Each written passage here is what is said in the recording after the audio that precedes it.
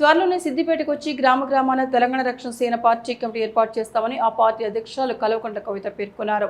సిద్దిపేట జిల్లా మిరుదొడ్డి మండలం మోతే గ్రామంలోని రామాలయంలో ప్రత్యేక పూజలు నిర్వహించడానికి వెళ్తూ మార్గ మధ్యలో జిల్లా కేంద్రంలోని అంబేద్కర్ విగ్రహానికి పూలమాల వేసి నివాళులర్పించారు.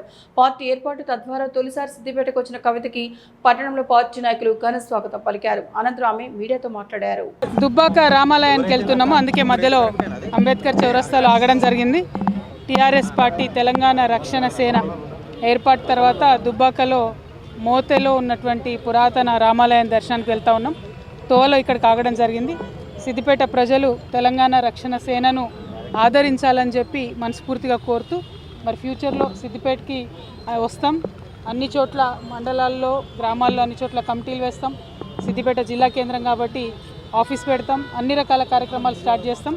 తెలంగాణ రక్షణ సేనను సిద్దిపేట ప్రజలు ఆదరించి దీవించాలని కోరుతున్నాను. జై